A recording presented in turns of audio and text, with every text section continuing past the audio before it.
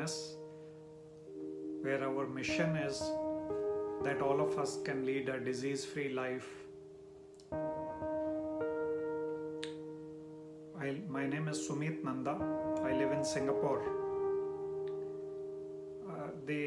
My whole journey with Ayurveda started with my own experience about 8 years ago when I met an Ayurvedic doctor from Kerala, and he helped me change my life. I had suffered for about 25 years with a lot of health issues like diabetes, high blood pressure, fatty liver, cholesterol, and all the doctors I went to kept adding more medication and said it was genetic. When I met the doctor, the Ayurvedic doctor, he checked my pulse and told me that my biological age was more than that of a 65-year-old. That was a big shock for me.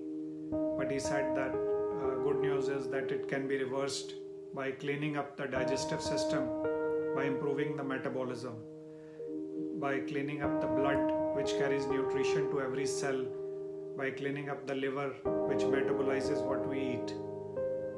Following those principles for the last 8 years, I've never popped a pill. I've lost more than 30 kilos of weight. I've never fallen sick for a day. My energy level is better than my teenage days. My sleep quality is better than my teenage days. So it just completely changed my life. And that's when I thought that I need to bring this knowledge to more and more people.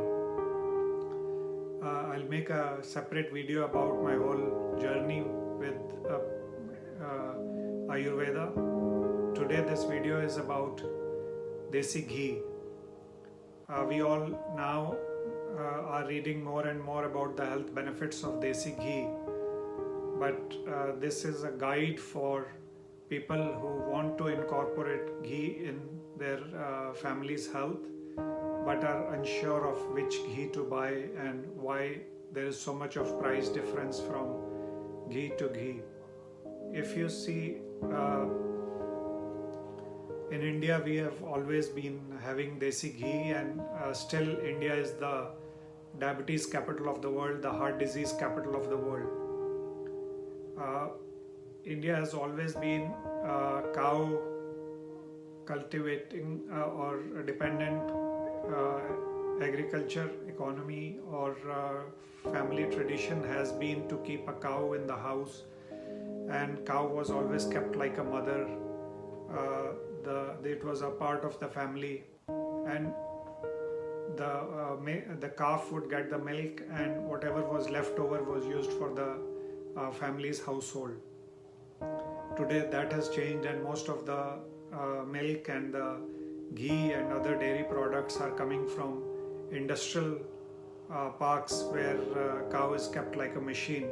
So the effect on our body is completely different. More than that, most of the ghee sold in the market is made from cream. So if you see, most of the commercial brands will write it's made from cream. So cream, making ghee from cream is completely different from the way it is described in Ayurveda. If you see the Ayurveda Sahita, it clearly mentions about ghee being made from the milk being converted into curd, the curd being churned to take out the makhan or the butter, and the butter being heated to get the ghee. These days, even in our own households, like my own household, if I say, most of the time I would see as a child that the malai or the cream from the top of the milk was taken and stored separately, and that was heated to get the ghee. So most people think that that is homemade and that is pure. So there are 2-3 things I want to clarify on that. But first, when we take the cream, we are still using the milk. So basically it is very clear that all the nutrients from the milk are not coming into the cream, and when we get the ghee from that, it is not the same which is beneficial for our body. In fact, it can be very harmful. and that is the reason why India is the diabetes and heart disease capital of the world. Is one main reason is the ghee that we are having. So the other thing is that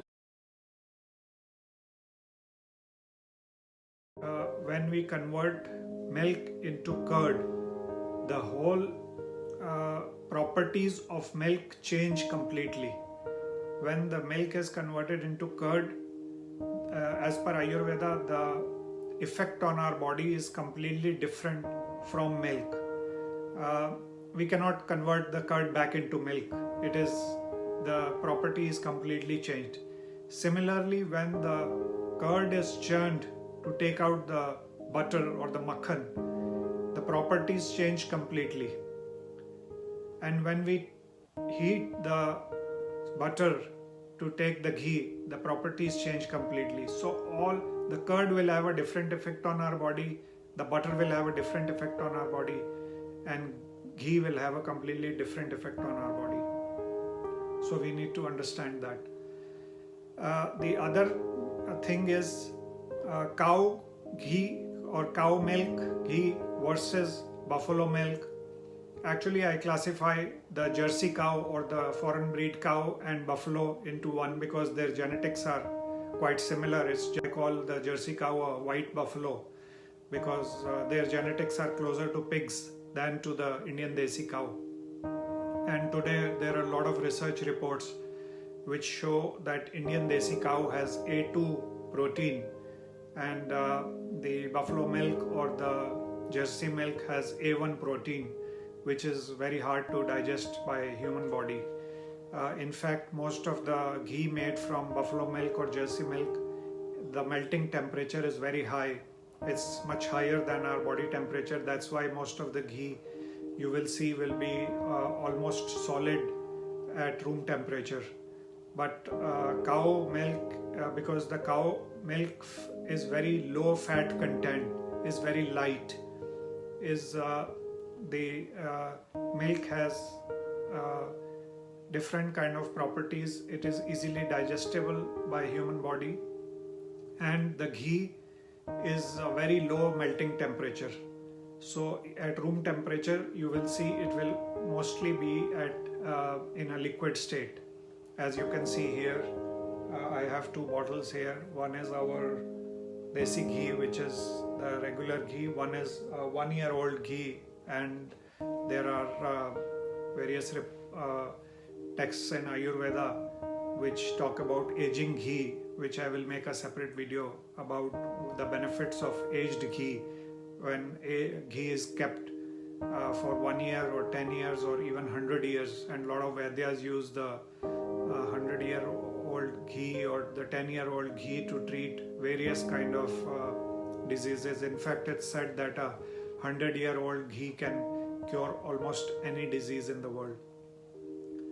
So coming back to the cow ghee versus the buffalo ghee or the Jersey cow ghee, if you see till about maybe 50-100 years ago, the entire cattle population in India used to be all Indian breed desi cows.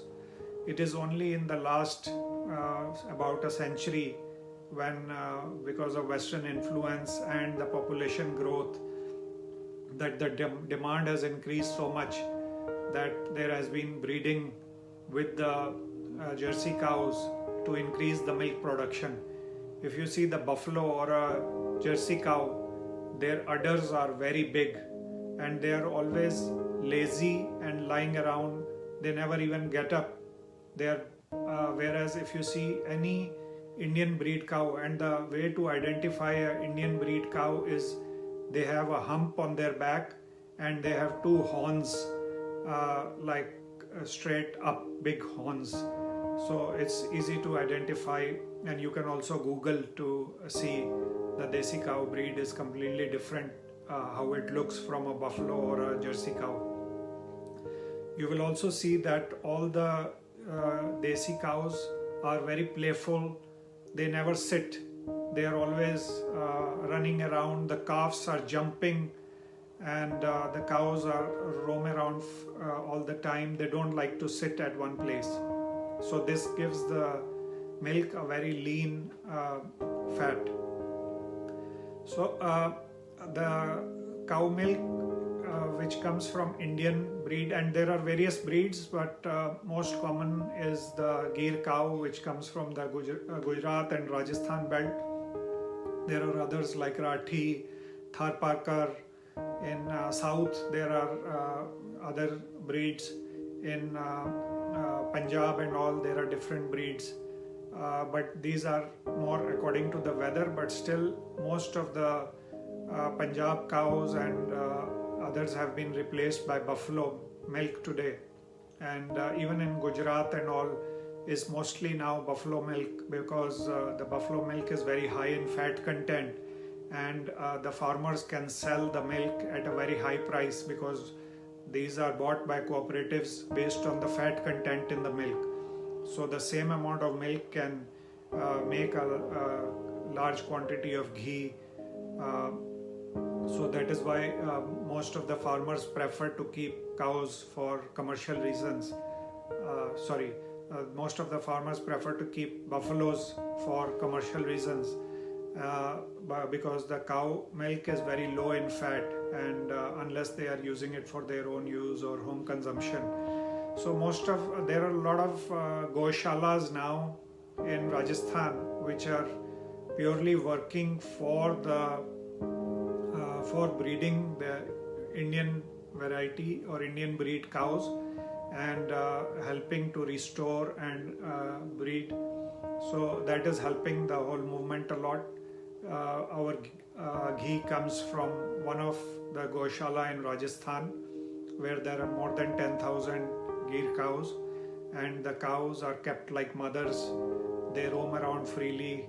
They eat seasonal vegetables like all the pumpkins and the carrots and the spinach, and not just grass. They are never tied down. There are equal number of male and female cows, so that there is no artificial breeding. The calf roam around freely. They get the milk first. Whatever is left over is taken by human hands which is used for making the ghee. The milk is boiled, and then it is converted into into curd overnight. Early morning, this is hand churned. So when if you see the old method, traditional method of churning is for to keep cows for commercial reasons. Most of the farmers prefer to keep buffaloes for commercial reasons, because the cow milk is very low in fat, and unless they are using it for their own use or home consumption. So there are a lot of goshalas now in Rajasthan which are purely working for breeding the Indian variety or Indian breed cows, and helping to restore and breed. So that is helping the whole movement a lot. Our ghee comes from one of the Goshala in Rajasthan, where there are more than 10,000 Gir cows, and the cows are kept like mothers. They roam around freely. They eat seasonal vegetables like all the pumpkins and the carrots and the spinach, and not just grass. They are never tied down. There are equal number of male and female cows, so that there is no artificial breeding. The calf roam around freely. They get the milk first. Whatever is left over is taken by human hands which is used for making the ghee. The milk is boiled, and then it is converted into into curd overnight. Early morning, this is hand churned. So if you see the old method, traditional method of churning is by using the clockwise and anti-clockwise method, so that the fat is completely extracted, and this process is completely different from the cream making method of modern commercial units, where milk is taken in large like trucks and containers. It is taken to industrial units where they are put into big centrifugal mixers and they rotate in one direction, and the milk is the cream is separated from the milk, and that milk is put into boilers, the cream is put into boilers and converted into oil. So it is called ghee but has no properties of a ghee. It is actually not even right to call it desi ghee, because Ayurveda has no mention of any ghee being made from cream, not even malai, the way we do it at homes also. There is no mention of making ghee in such form, and in an industrial unit it is a completely different process. So when we the clockwise and anti-clockwise churning of ghee, of curd, extracts all the makhan, and the makhan is then heated in either an iron vessel or a brass vessel or a mud vessel, and over slow heat for an extended period of time, so that all the lactose is burnt off, and the sattva, which is the final fat content, is taken as ghee. So that is very, very good for our digestion, and in terms of Ayurveda, it helps to ignite our digestive fire. Like when we are doing a havan, we put a lot of samagri, and on top we put 2 spoons of ghee, so it helps to ignite the fire, and that is what the effect is in our body. Ghee is the best for our digestion, and it ignites our digestive fire, and it improves the absorption of the food that we are eating, because it is digested well, so it can nourish our body. Now in Ayurveda we talk of Vata, Pitta, Kapha, and so each body type needs to take it based on their own digestive requirement, but a small quantity of ghee for everyone is very good. And Kapha people should maybe, because they're already slow digestion and their body has more earth, so they should have less ghee. Otherwise for Vata and Pitta is very, very good to have more ghee. Because Pitta body is like more fire, and it is like burning inside, so the ghee helps to regulate the fire and improve the digestion. I myself fry puris every weekend, and even after having 4, 5, 6, I feel light within an hour or two. And if I have like even 2 puri made with any commercially available ghee, the whole day I'm not able to feel hungry and I feel heavy. So that is a very clear sign of how the ghee is completely different in properties. So that is basically what I wanted to share about how Bellona ghee or desi ghee made by the traditional hand churned method is completely different from what is available in the market today in form of cream ghee. So if you please like the video, so I will keep making more and sharing whatever I have learned with more and more people. So thank you so much for watching this video, and I hope to see you again with new videos. Thank you.